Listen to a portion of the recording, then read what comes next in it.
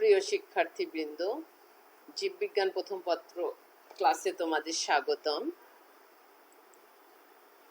আমি হাসিনা সুলতানা জাহান, সহকারী অধ্যাপক উদ্ভিদ বিজ্ঞান বিভাগ, সরকারি বেগম রোকেয়া কলেজ।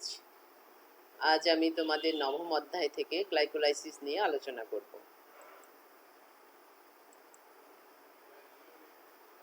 গ্লাইকোলাইসিস শ্বসনের প্রথম পর্যায়, যে পর্যায়ক্রমিক রাসায়নিক বিক্রিয়ায় কোষের সাইটোপ্লাজমে এক অণু গ্লুকোজ বিভিন্ন এনজাইমের কার্যকারিতায় ভেঙে দুই অণু পাইরুভিক অ্যাসিডে পরিণত হয় তাকে গ্লাইকোলাইসিস বলে।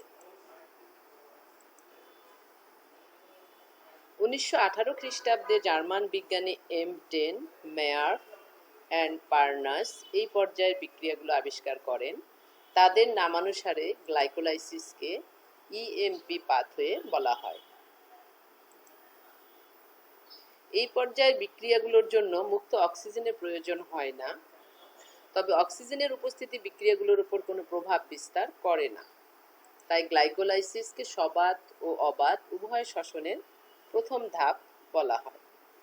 এটি শ্বসনের একটি সাধারণ গতিপথ এবং সাইটোপ্লাজমিক শ্বসন নামেও পরিচিত।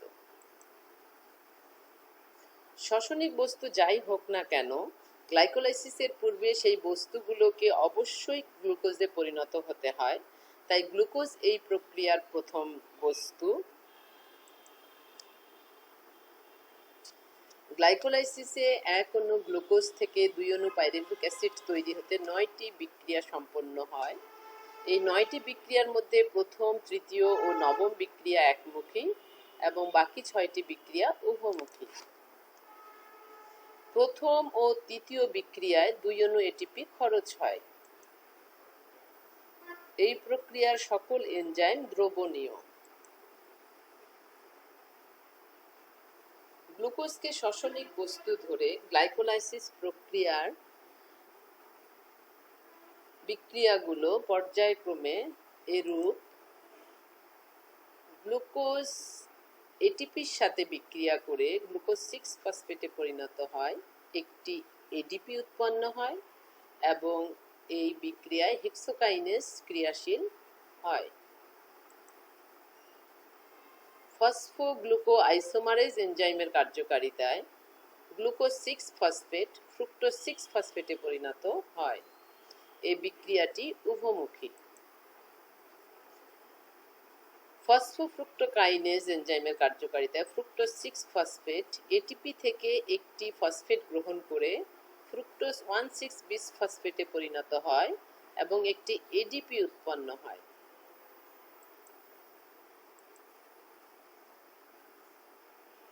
চতুর্থ বিক্রিয়া, অ্যালডোলেজ এনজাইমের কার্যকারিতায় 6 কার্বন বিশিষ্ট ফ্রুক্টোজ 1,6 বিস ফসফেট এক অণু 3 কার্বন বিশিষ্ট 3 ফসফোগ্লিসারালডিহাইড ও ডাইহাইড্রক্সি অ্যাসিটোন ফসফেট উৎপন্ন করে। ডাইহাইড্রক্সি অ্যাসিটোন ফসফেটও 3 কার্বন বিশিষ্ট।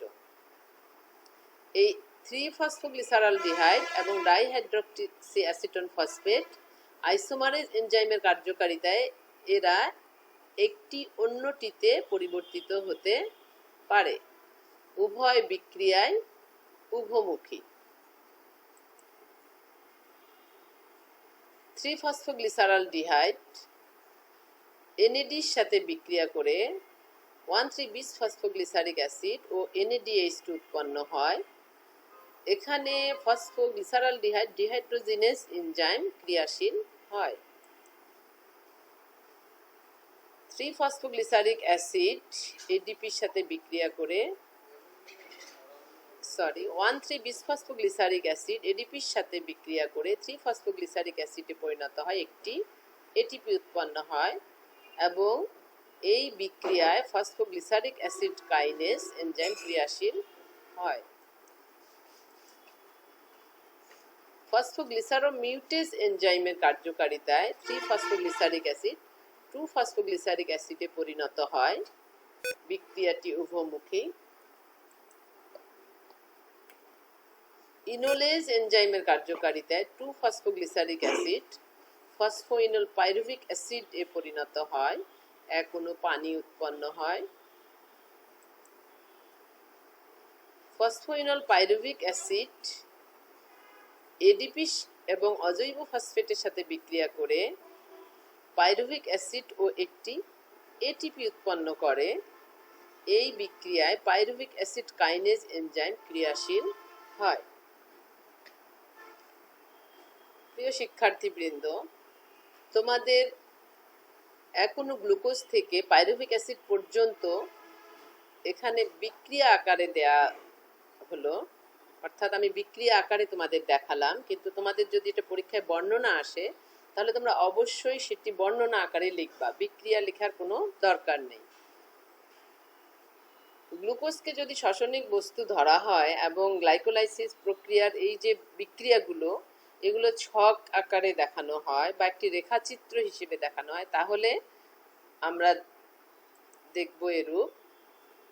জাস্ট তোমাদের এই ছক এবং রৈখিক যে রেখাচিত্র যেটি, এটা বোঝানোর জন্যই আমি তোমাদের বিক্রিয়া করে দেখিয়েছি এখানে বর্ণনার সাথে সাথে। ছকটা এরকম হবে, গ্লুকোজ থেকে গ্লুকোজ 6 ফসফেট হেক্সোকাইনেজ এনজাইম, একটা এটিপি খরচ হচ্ছে, একটা এডিপি তৈরি হচ্ছে। প্রথম বিক্রিয়াটি ছিল একমুখী।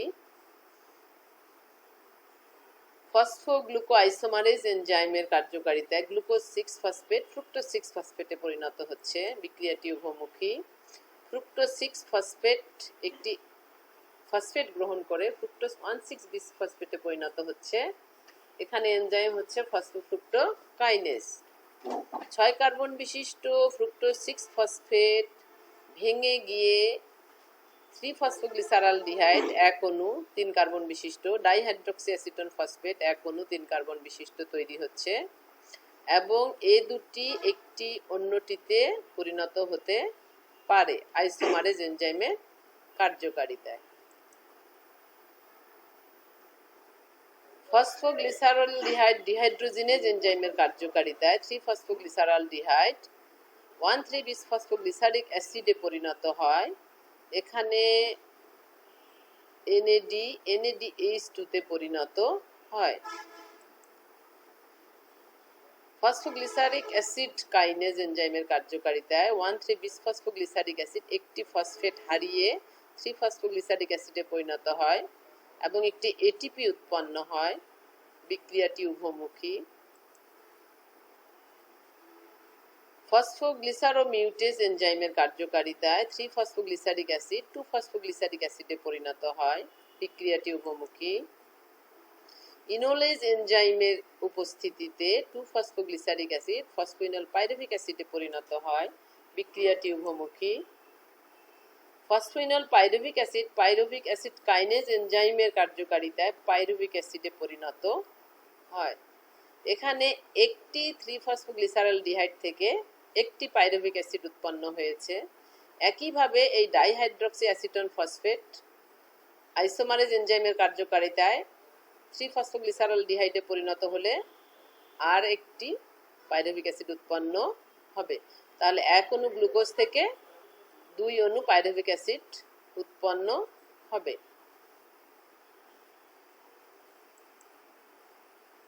এই পাইরুভিক অ্যাসিড উৎপন্নের সাথে সাথে গ্লাইকোলাইসিস প্রক্রিয়া সমাপ্তি ঘটে। গ্লাইকোলাইসিস প্রক্রিয়ার শক্তি উৎপাদন আমরা দেখব। গ্লুকোজ থেকে ফ্রুক্টোজ 1,6 বিসফসফেট উৎপাদন পর্যন্ত 2 অণু এটিপি খরচ হয়। এটা আমরা একটু ছকের মধ্যে দেখে নেই। এই যে গ্লুকোজ থেকে ফ্রুক্টোজ 1,6 বিসফসফেট উৎপাদন পর্যন্ত এখানে একটি এটিপি খরচ হয়েছে, এখানে একটি, মোট 2টো এটিপি খরচ হয়। প্রত্যেক ট্রায়োজ থেকে পাইরুভিক অ্যাসিড পর্যন্ত 1 অণু NADH2 এবং 2 অণু এটিপি উৎপন্ন হয়। এটা আমরা একবার দেখে আসি। এই যে একটি ট্রায়োজ 3 ফসফোগ্লিসারালডিহাইড, এখান থেকে পাইরুভিক অ্যাসিড পর্যন্ত একটি NADH2 উৎপন্ন হয়েছে এবং 2টো এটিপি উৎপন্ন হয়েছে। 2 অণু ট্রায়োজ থেকে পাইরুভিক অ্যাসিড পর্যন্ত 2 অণু NADH2 এবং 4 অণু এটিপি উৎপন্ন হয়। এই যে ডাইহাইড্রক্সি অ্যাসিটন ফসফেট, এটি একটি ট্রায়োস। এখান থেকেও যদি আমরা দেখি এই পাইরুভিক অ্যাসিড পর্যন্ত, তাহলে কি পাবো, যে একটি NADH2 এবং দুটি ATP। তাহলে মোট হবে কটি আমাদের, দুইটি ট্রায়োস থেকে 2 অণু NADH2 এবং 4টি ATP। খরচ বাদে এই যে 2 অণু ATP খরচ হয়েছে, এই খরচটা বাদ দিলে নিট উৎপাদন হবে 2 অণু ATP এবং 2 অণু NADH2। আর দুটি পাইরুভিক অ্যাসিড উৎপন্ন হয়, সেটা আমরা পূর্বেই দেখেছি। গ্লাইকোলাইসিস প্রক্রিয়ার নিয়ন্ত্রণ। বিভিন্নভাবে গ্লাইকোলাইসিস প্রক্রিয়া প্রভাবিত হতে পারে। এটিপির ব্যবহার দ্রুত হলে গ্লাইকোলাইসিস ত্বরান্বিত হয়। এটিপির ব্যবহার হ্রাস পেলে এই প্রক্রিয়া কমে যায়। গ্লুকোজ সরবরাহের পরিমাণ বেশি হলে গ্লাইকোলাইসিস প্রক্রিয়া দ্রুত হয়। ফসফোফ্রুক্টোকাইনেজ এনজাইমের গতিময়তা বহুলাংশে গ্লাইকোলাইসিসকে প্রভাবিত করে। এটিপি দ্বারা এই এনজাইমের কাজ বাধাগ্রস্ত হয় এবং এডিপি দ্বারা এর কাজ উদ্দীপ্ত হয়।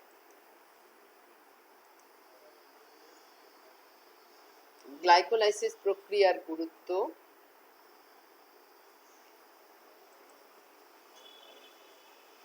সকল জীবের গ্লুকোজ জারণের একটি সাধারণ পর্যায় হলো গ্লাইকোলাইসিস। সকল জীবে বিক্রিয়াগুলো একই রকম। গ্লুকোজ থেকে পাইরুভিক অ্যাসিড পর্যন্ত যে এটিপি ও NADH2 পাওয়া যায় তা মোট সুপ্ত শক্তির মাত্র 17%। মাত্র 3% শক্তি তাপশক্তি হিসেবে বেরিয়ে যায় এবং প্রায় 80% শক্তি তখনও পাইরুভিক অ্যাসিডের মধ্যেই জমা থাকে। আর এই পাইরুভিক অ্যাসিড তৈরি গ্লাইকোলাইসিসের মুখ্য কাজ, যা ক্রেবস চক্রে সাবস্ট্রেট হিসেবে কাজ করে।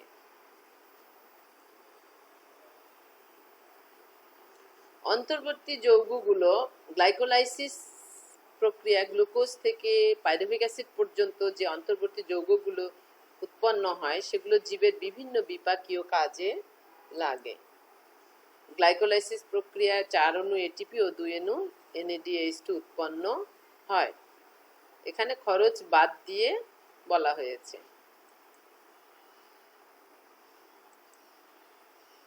গ্লুকোনিওজেনেসিস।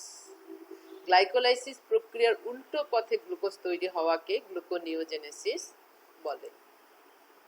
এটি উদ্ভিদের চেয়ে প্রাণীতে বেশি ঘটে। রেরি সূর্যমুখী বীজে তেল সঞ্চিত পদার্থ হিসেবে থাকে।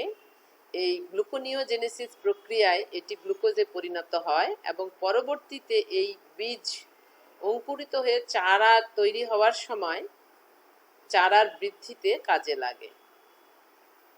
প্রিয় শিক্ষার্থীবৃন্দ, এতক্ষণ আমাকে শোনার জন্য তোমাদের ধন্যবাদ।